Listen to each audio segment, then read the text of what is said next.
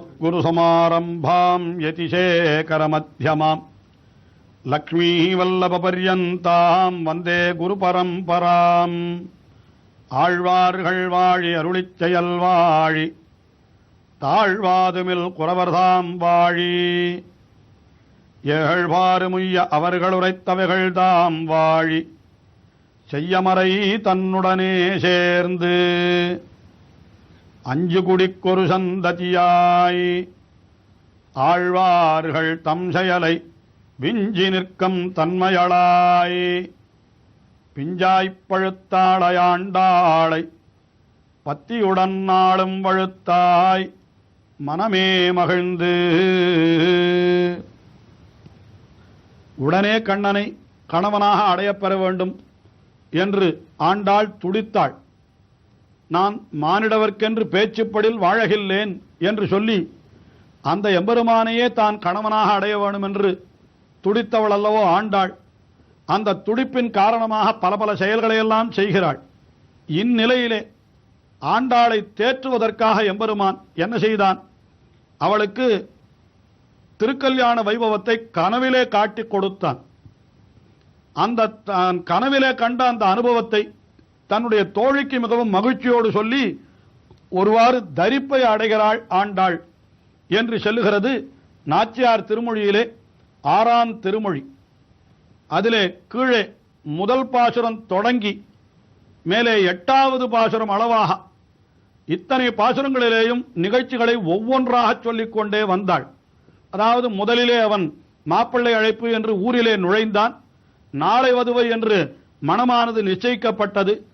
கூரைப்புடவையை அந்தரி சூட்டினாள். அதற்கு பிறகு அந்த காப்பு கட்டப்பட்டது, அதாவது கங்கண தாரணம் ஆயிற்று. அதற்கு பிறகு அந்த கண்ணபிரான் அப்படி உள்ளே நுழைந்த பொழுதே அந்த திருமண பந்தலே அதிரும்படியாக நுழைந்தான். அதற்கு பிறகு மைத்துனன் நம்பி கைத்தலம் பற்றினான் என்று தெரிவித்தாள். அதற்கு மேலே அந்த தீவலம் செய்ய கனா கண்டேன் என்று தெரிவித்தாள். அதற்கு மேலே அந்த அஸ்மாரோகணம் என்று சொல்லப்படுகின்ற அந்த அம்மி மிதித்தல் அதுவும் 8வது பாசுரத்திலே தெரிவிக்கப்பட்டது. அடுத்தபடியாக 9வது பாசுரத்திலே பொறிமுகந்து அடுதல் என்று லாஜஹோமம் என்று சொல்லப்படுகின்ற ஒரு நிகழ்ச்சி, அதாவது மணப்பெண்ணினுடைய கையை மணப்பிள்ளையினுடைய கைக்கு மேலே வைத்து பொறியை எடுத்து அக்னியிலே சேர்ப்பது என்று ஒரு விஷயம். இது அது பொறியிட்டு ஹோமம் செய்தல் அதுவும் நடந்தது என்பதை 9வது பாசுரத்திலே அவள் தெரிவிக்கின்றாள்.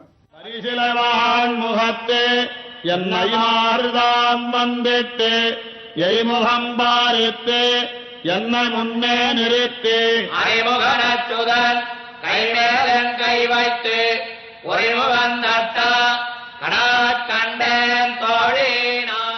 வரிசிலை வான்முகத்து என் ஐமார் என்று தன்னுடைய அண்ணன்மார்கள், அதாவது இந்த லாஜஹோமம் என்கிறது பொறியிட்டு ஹோமம் செய்கிற காரியத்தை செய்கின்ற பொழுது மணப்பெண்ணினுடைய உடன் பிறந்தான் அந்த பொறியை எடுத்து கொடுத்தல் என்கிற வழக்கம் இன்றைக்கும் கூட கல்யாணங்களிலே கடைபிடிக்கப்பட்டு வருகிறது. அதைத்தான் இங்கே ஆண்டாள் தெரிவிக்கிறாள். எப்படி தெரிவிக்கிறாள் என்றால், அந்த எப்படி இவளுக்கு நடந்தது என்னால் சொல்லுகிறாள் பாருங்கள். வரிசிலை வான்முகத்து என் ஐமார், அதாவது வில்லை போன்ற புருவத்தை உடையவர்களான என்னுடைய அண்ணன்மார்கள் என்று சொல்லுகிறாள். ஏனென்றால் இவளும் வில்லை தொலைத்த புருவத்தாள் என்று இருக்கின்றபடியினாலே இவருடைய அண்ணன்மார்களும் இதே போன்ற புருவத்தை உடையவர்களாய் இருக்கிறார்களாம். ஆக வரிசிலை வாழ்முகம், நல்ல தேஜஸை உடைய முகம், அவர்களுடைய முகம் நன்றாக பிரகாசிக்கிறது. என்ன காரணம் என்றால் திருமணம் நன்றாக நடந்து விட்டது அல்லவா, ஆகையினாலே தங்களுடைய தங்கைக்கு இவ்வளவு வைபவமாக திருமணம் நடந்ததே என்ற மகிழ்ச்சி எல்லாம் அந்த அண்ணன்மார்களுடைய முகத்திலே தெரிகிறதாம். அப்படிப்பட்ட அந்த அண்ணன்மார்கள் எல்லாம் என்ன செய்தார்கள் என்றால், அந்த ஐமார்தாம் எரிமுகம் பாரித்து என்றால் அந்த அக்னியின் முன்னாலே என்னை கொண்டு என்னை முன்னே நிறுத்தி என்று அக்னியின் முன்னாலே என்னை நிறுத்தினார்கள். அதற்கு பிறகு என்ன செய்தார்கள் என்றால், அறிமுகன் அச்சுதன் கை மேல் என் கை வைத்து, அறிமுகன் என்றால் அதாவது சிங்கத்தை போன்ற முகத்தை உடையவன். இங்கேதான் பெரியவாச்சான் பிள்ளை காட்டுகிறார். கீழ்ப்பாசுரத்திலே சொன்னோமே, அப்படி கேலி செய்பவர்களை பார்த்து சற்று சிடு சிடு என்று இருந்தான் என்றால் அது மறுபடியும் இங்கேயும் அந்த அறிமுகன் என்று காட்டுகிறார். அப்படி அறிமுகனாயிருந்தான். அப்படிப்பட்ட கண்ணபிரான் அவன் அச்சுதன்.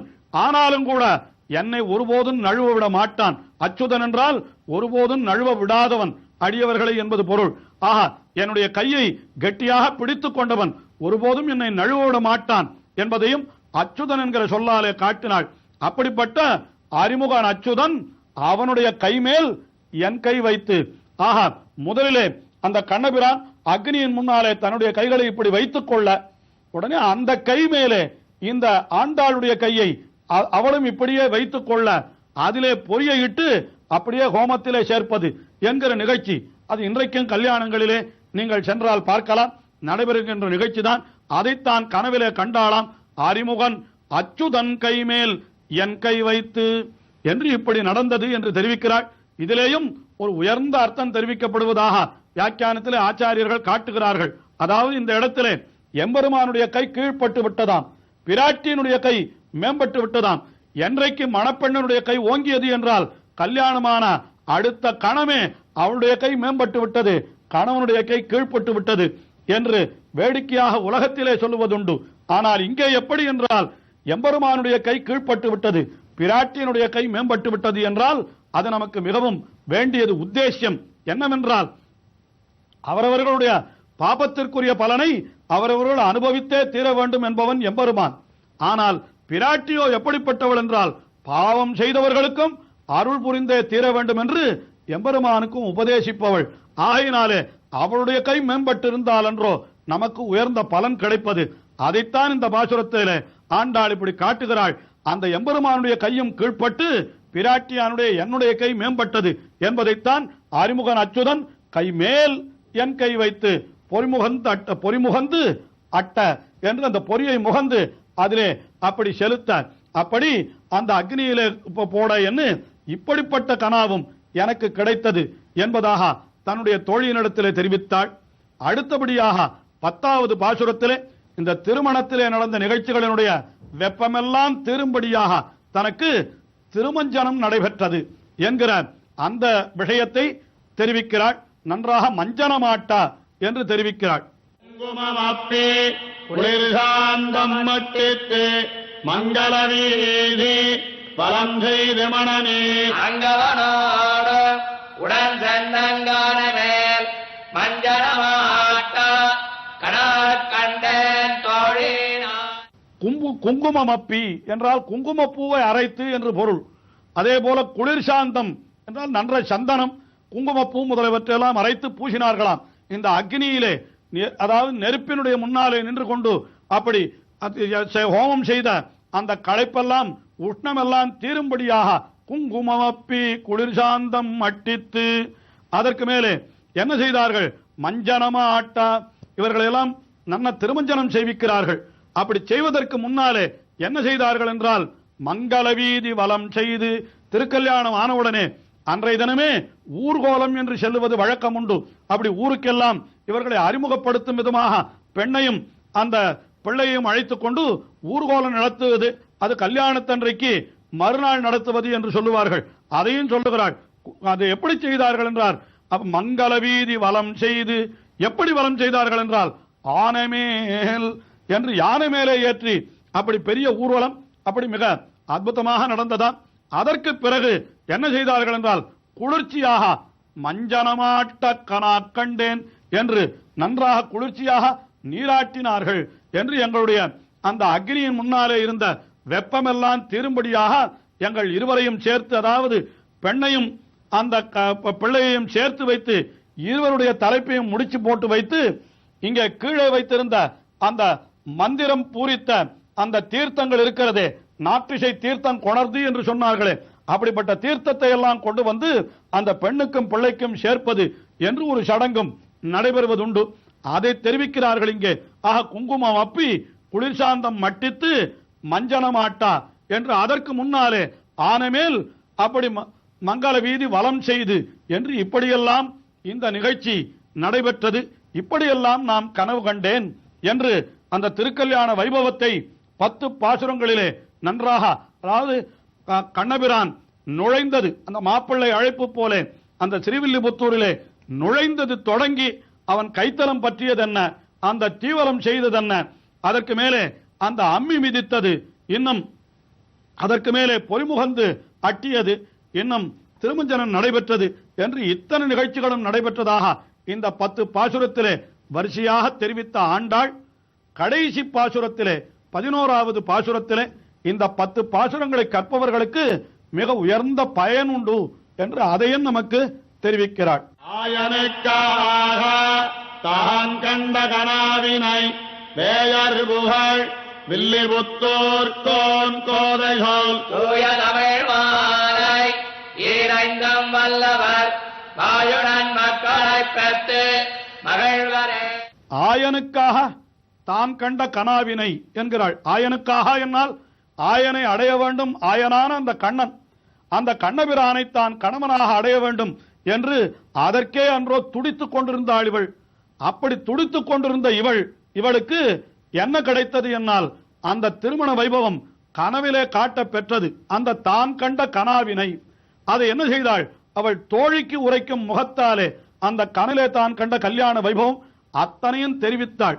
அப்படிப்பட்ட அதை தெரிவித்தவள், அந்த கனவினை தெரிவித்தவள் யார் என்றால் வேயர் புகழ் வில்லிபுத்தூர்கோன் கோதை என்று, அப்படிப்பட்ட வேயர் குலத்திலே உதித்தவராய் அல்லது வேதியர்களுக்கெல்லாம் தலைவரான அந்த பெரியாழ்வார், அவர் அவதரித்த ஊர் ஸ்ரீவில்லிபுத்தூர்.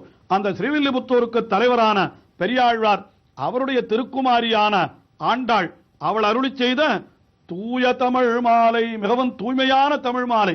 இந்த தமிழ் மாலைக்கு தூய்மையாவது என்ன என்றால், ஏதோ பாசுரங்களாக இயற்ற வேண்டும் என்பதற்காக அப்படி யோஜனை செய்து அது இலக்கண பிழை இல்லாமல் வர வேண்டுமே என்று சொற்களை தேடி எடுத்த ஒரு பாசுரம் அல்ல இது.